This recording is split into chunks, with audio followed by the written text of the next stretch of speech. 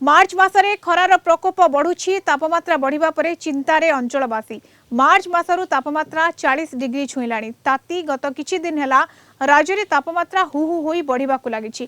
कंटाबांझी सहर तथा आखपाख अंचल रे एबे तातीर प्रकोप। मार्च मासरु असह्य खराकु नै चिंतारे अंचलवासी। ठंडा पानीय जल सहित विभिन्न फल दुकान तरभुज एवं आखुरस दुकान रे लोकंक भिड़ देखिबाकु मिलिछि। तापमात्रा वृद्धि जोगु चिंतारे रहिछन्ति अंचलवासी। खरार प्रकोप को नहीं स्थानीय लोकों सहित अधिक आलोचना करिछन्ति हम कंटाबांझी रिपोर्टर दीपक यादव।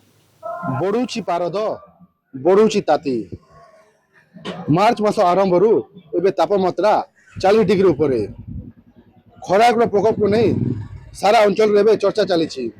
आम सहित किसी स्थानीय बासिंदा अच्छा सीधा सलख प्रतिक्रिया नेबा किभली एबे आरंभ तातीर प्रकोप रही। सर कौन कहे ताती आरंभ हो केमती देखुं वर्ष ताती तो संभाली गला ताती के संभाली नहीं आम घर कि बाहर के आसिले भी बाहर स्थान नहीं ना गज पतर सब पतर मन झड़ी गला ना आरो गरम जेन हिसाब हो आरंभ एत गरम है बोले वर्ष सारा केन्दा चलमो ये 4 मास डग बिकल मन ही गला ना।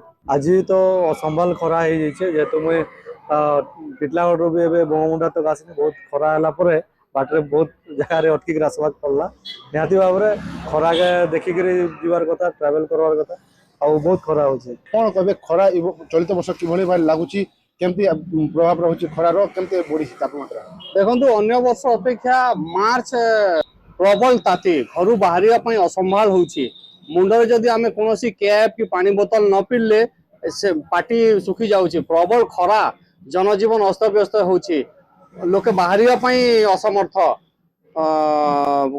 एते खरा गछ गछ पतर जंगल भी बहुत अभाव आम जेहेतु सुखिला अंचल पानी फानी भी बहुत अभाव से प्रबल ताती हेतु जनजीवन अस्तव्यस्त हो 12 बाजिले घर आ पदा को बाहरी हो जेहेतु मार्च मास पहला रही 38 रु 40 डिग्री देखा बर्तमान आसते खरार कहते पानी पानी कौ जगह छात रहा पछम रहा पतर भी कंटाबांझी दीपक यादव कलिंग टीवी।